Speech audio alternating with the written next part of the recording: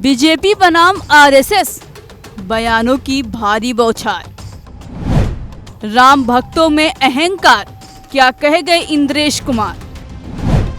विपक्ष को लगा मौका हाथ, दागे दनादन सवार। इंद्रेश कुमार का बयान, नया सियासी घमासान। पीएम मोदी तीसरी बार देश की सत्ता की कमान संभाल चुके हैं, लेकिन मोदी 3.0 में जो नतीजे आए उन पर लगातार घमासान छिड़ा हुआ है। बीजेपी के नतीजों को लेकर इंडी गठबंधन के कई नेता सवाल उठा चुके हैं, तो वहीं आरएसएस के सुर भी लगातार इन नतीजों पर मुखर है। इस बार मोर्चा संभाला है आरएसएस राष्ट्रीय कार्यकारिणी के सदस्य इंद्रेश कुमार ने, जिन्होंने एक तरफ बीजेपी के अहंकार पर सवाल खड़े किए तो दूसरी तरफ विपक्ष को राम विरोधी करार दिया, जिसके बाद सियासत गरमाई हुई है।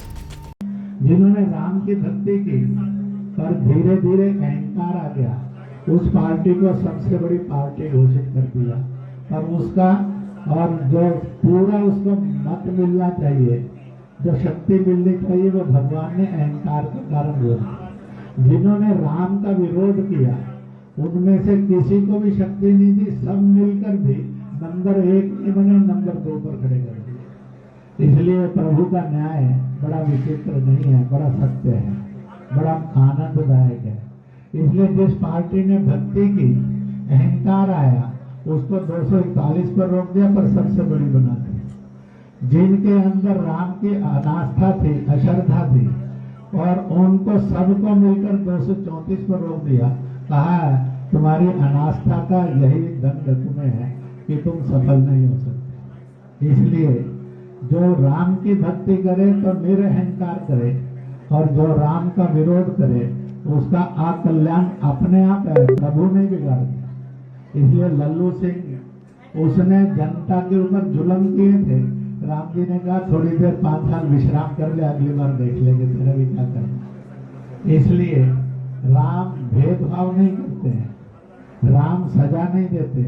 लोकसभा चुनाव में ना तो नतीजे एनडीए के मुताबिक आए और ना ही इंडी गठबंधन के, लेकिन जब आरएसएस की तरफ से बीजेपी और विपक्षी दलों के नतीजों को लेकर सवाल दागे गए, तो विपक्षी दल तो जैसे मौका ढूंढ रही थी। फिर विपक्षी दलों के नेताओं ने मौका हाथ से जाने नहीं दिया और तमाम नेताओं के लगातार बयान सामने आने लगे। कौन गंभीरता से लेता है आरएसएस को? मोदी जी खुद तो लेते नहीं, तो हम क्यों लें? जब बोलने का समय था तब बोला होता तो सब गंभीरता से लेते।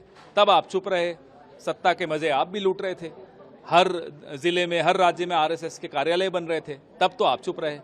अब जब लग रहा है कि चिड़िया चुग गई खेत, तो बोलने आ गए। कौन सुन रहा है? पहले मोदी जी सुन ले उनको, फिर हम सुन लेंगे। राम द्रोही कोई नहीं है इंद्रेश जी, थोड़ा नजरिया बदलिए। मर्यादा पुरुषोत्तम की उस छवि को हम मानते हैं जिसे बापू मानते थे। हम चुनावी राम भक्त नहीं होना चाहते। मर्यादा पुरुषोत्तम के चरित्र को अगर देखिएगा तो आपको ये 241 वाले मीलों दूर नजर आएंगे। बस इतना ध्यान रखिए इंद्रेश जी, बाकी हो ये है वही जो राम रचि राखा। लोकसभा चुनाव के नतीजों के आने के बाद ये दूसरी बार है कि आरएसएस ने बीजेपी को टारगेट किया है। इससे पहले आरएसएस संघ प्रमुख मोहन भागवत ने मणिपुर हिंसा को लेकर मोदी सरकार पर सवाल उठाए थे।